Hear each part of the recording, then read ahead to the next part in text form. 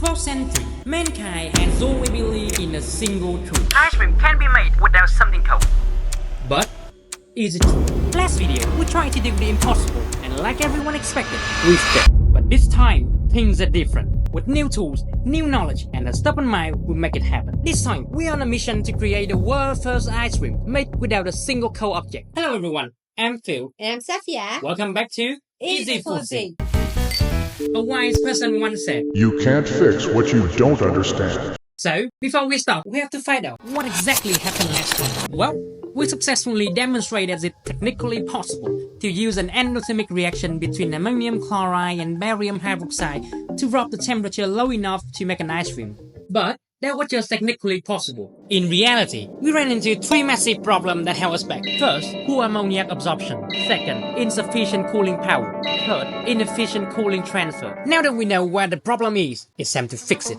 First problem on the list, absorbing all that ammonia gas. Based on the amount of chemical we use in the lab experiment, the reaction gonna produce at least 28 liters of ammonia gas. And if you never smelled ammonia before, let's just say that much gas can make your house smell like a public restaurant. And what even worse, imagine this balloon is a container. When the gas keeps coming in, we have basically made a stink bomb that could explode at any time. So, of course, we need to deal with this gas properly.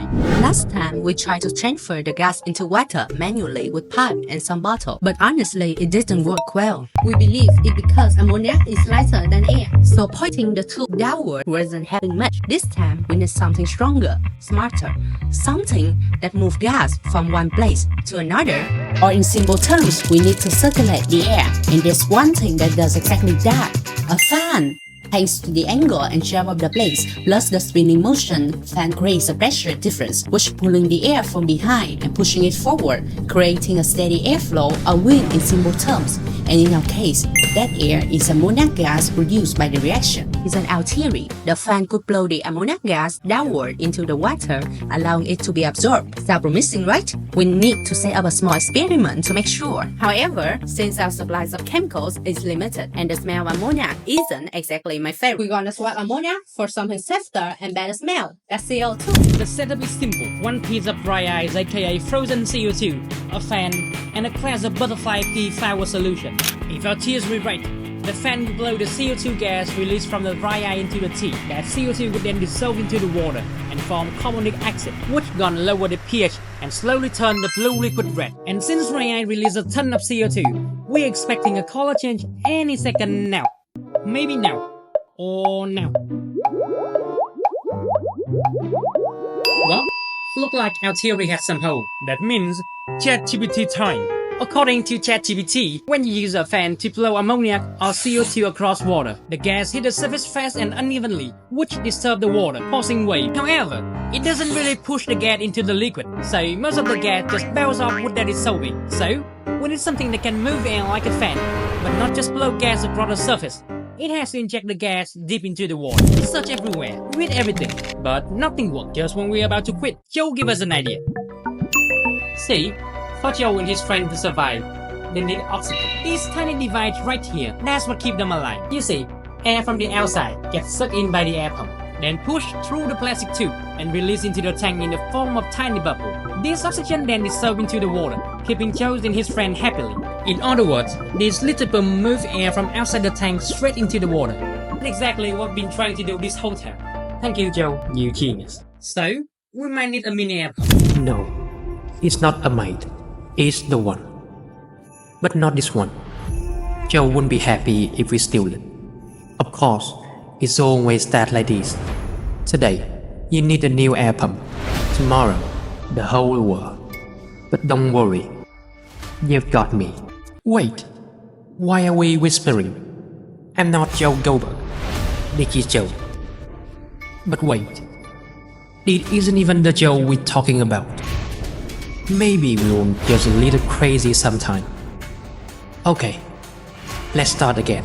The hunt for the mini air pump begins. We scroll, we search, we read, and we realize you can totally buy this online. Like just $6.88 free shipping with 2-day delivery. But what's the fun in that, right? This is Easy Foodsy. We don't buy things, would build it. Alright, here's what we need. One mini air pump motor, a tube that fits with a motor outlet, an air stone, some wire, two 18650 battery, and of course, a battery holder. That's all. Let's bring it to life. Step 1. Wire the battery holder to the motor. Positive to positive, negative to negative. Sounds simple, right? But don't drop the battery in yet. Seriously, if the wire touch too early, well... So, we're gonna put the battery when we're finished, okay? After that, just attach the air tube to motor air outlet and connect the air stone to the other end of it. And voila! Our mini air pump is complete. Let's see if Joe's right about this theory. Gonna need to tape the pump securely to the side of the bowl, then slide the air tube into a butterfly pea solution, which already mixed with kumquat juice to turn it red. Wanna know the reason behind this? Check out our video about how to make honey without bees, which will appear on this side of the screen. Once everything in place, put the chemical into the bowl. Finally, we'll turn the pump on and wait. Then quickly use a plastic wrap over the bowl before the gas starts leaking everywhere.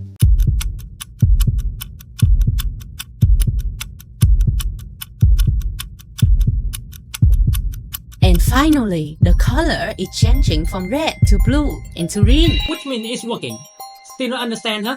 Here's what really happened. The ammonia is being sucked into the pump through tiny holes on the side. Thanks to the special internal motor action, ammonia pushed through the outlet, travels down the tube, and exits through the tiny holes in the air stone, where it finally gets absorbed into the liquid, and therefore increasing the pH of the liquid, causing it to change color. So we can conclude that problem 1 is solved. Okay, let's prepare for problem 2. Phil, you forgot to turn off the pump. Okay. Oh no. It kinda stuck. 5 minutes later. So, slight problem. We didn't plan how to turn off the thing we built. But don't worry. We have now added a tiny power switch so you can turn the pump on and off like a piece of cake.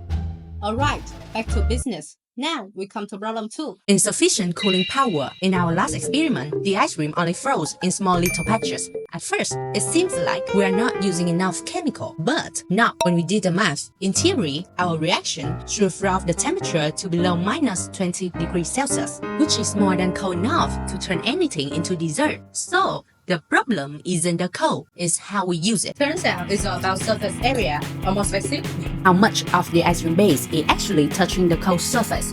In our last test, we dumped the ice cream base in a bowl, aka a sphere with a diameter of 26 cm. So the contact area was 1061 square centimeter. That's tiny compared to 470 grams of ice cream base we poured, which means only a small percentage of the mix touched the freezing surface. That's why the rest didn't freeze. So we needed a better method, something that spread the ice cream tin across a big surface, so it all freeze evenly. And like any logical 21st century human, we Googled what desserts is made by spreading liquid on a large freezing plate, and then it appeared Thailand roll ice cream. The seller pours liquid paste on a freezing metal plate, mixing in toppings, spreading it thin with spatulas, waiting until it freezes, then rolling it up into those perfect little ice cream cones. And guess what?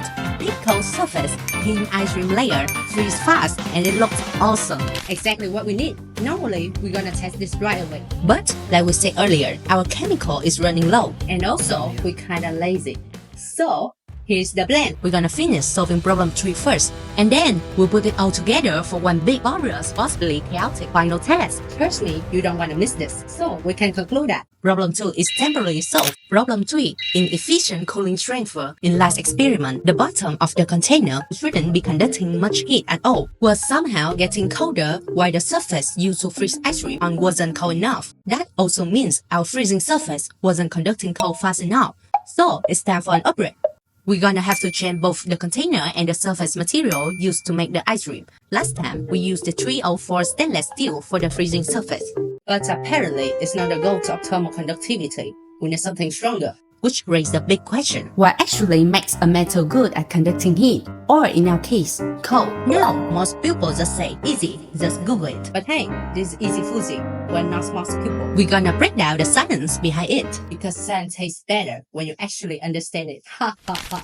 Thermal conductivity is what decides whether a material is good or bad at transferring heat. It's measured in watt per meter per Kelvin, which basically means how much heat energy can flow through 1 meter of the material for every temperature difference. Still for it too sciencey, huh?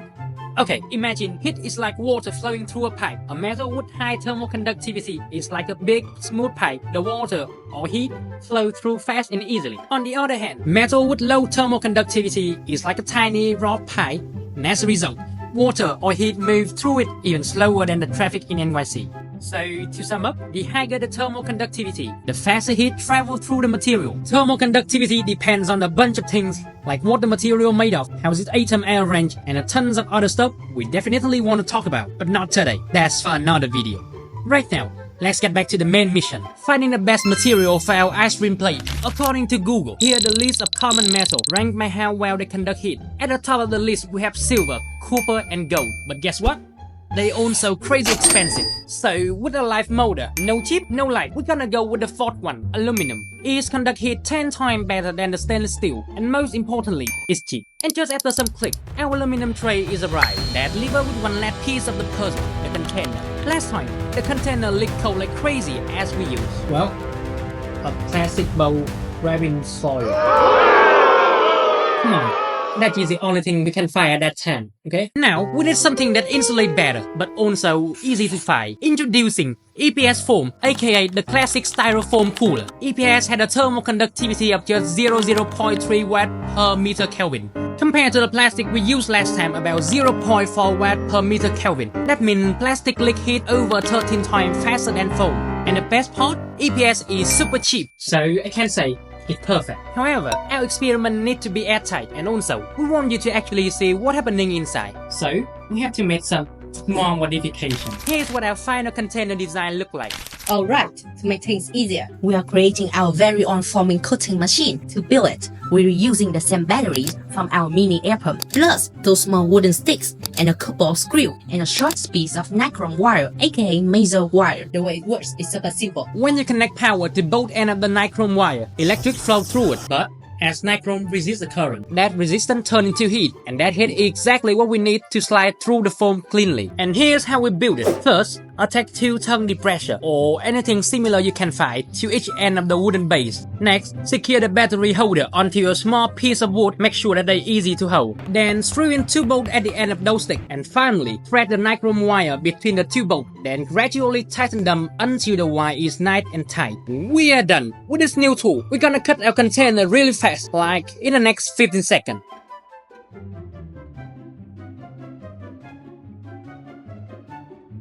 And voila! Here's our final container. And there's only one thing left to do. Avenger assemble.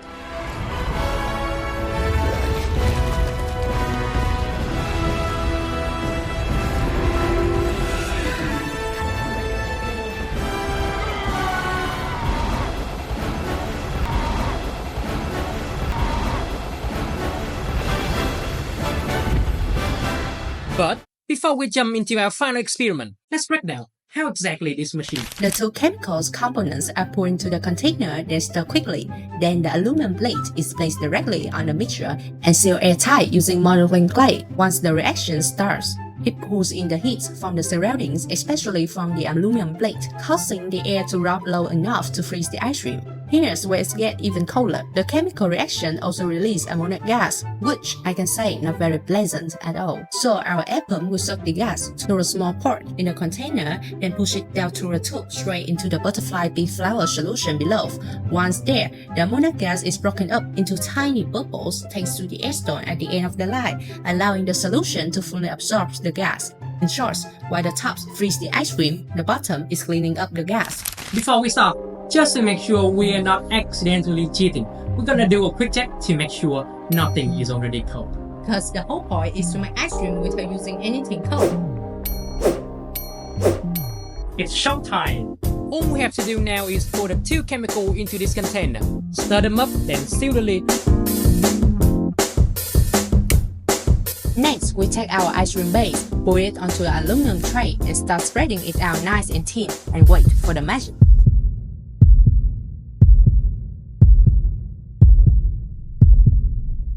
Five minutes passed, then 10, then 15, and the one thing we fear the most finally happened. Well, the ice cream is still not freeze. We try everything, spreading the mixed thinner, flipping the chemicals, even switching to the best heat-conducting metal we could get our hands on, copper. Still nothing.